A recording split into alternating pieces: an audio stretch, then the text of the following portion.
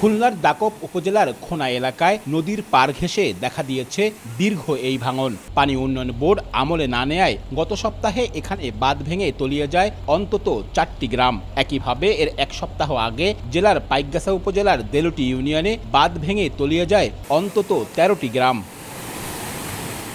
শুধু এই এলাকা নয়, এমন তীব্র ভাঙন রয়েছে খুলনার পাইকগাছা, কয়রা ও দাকপ উপজেলার 17টি ইউনিয়নের আরও অন্তত 56টি স্থানের 31 কিলোমিটার এলাকায়। একই চিত্র দক্ষিণের আরও 2 জেলা বাগেরহাট, সাতক্ষীরার 6 উপজেলার অন্তত 38 কিলোমিটার বেড়িবাঁধে। গত মে মাসে ঘূর্ণিঝড় রেমালে নতুন করে ক্ষতিগ্রস্ত হয়েছে অনেক এলাকার বেড়িবাঁধ। বিভিন্ন সংস্থার তথ্য মতে অতি ঝুঁকিপূর্ণ এসব এলাকা বাদেও 100 কিলোমিটারের বেশি এলাকা ঝুঁকিপূর্ণ অবস্থায় আছে। বাঁধ ভেঙে গত 2 দশকে নদীপাড়ের মানুষের জমি বাড়িঘর বিলীন হয়েছে বহুবার। বারবার ক্ষতিগ্রস্ত হয়েছে কৃষি জমিও। ভাঙন এলাকায় বাসিন্দাদের মধ্যে বাড়ছে উৎকণ্ঠা। বাঁধের কোনো নিরাপত্তা না, যে কোনো মুহূর্তে ভেঙে যেতে পারে। সতর্ক এই জায়গায় আসি, কেউ হয়তো অনেক সময় বাড়িতে থাকি, রাতে তো ঘুমাতে পারিনি, যে কোনো বাড়িঘর সব তোলা যায় কিনা। প্রতি বছরই একবার করে আমরা পানিতে ভাসি। ব্যবস্থা না হয় তাহলে আমাদের আর কিছু থাকবে না। আমরা এই গাছে এই নেই, এরকম একটা অবস্থা।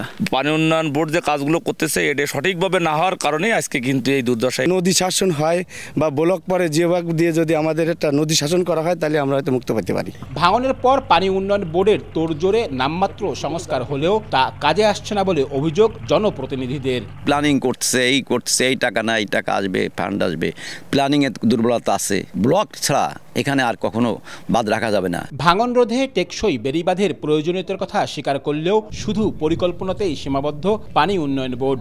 অর্থ ছাড়ের সীমাবদ্ধতার কথা জানিয়ে তাদের দাবি, চিহ্নিত স্থানগুলোতে জরুরি মেরামত করা হচ্ছে।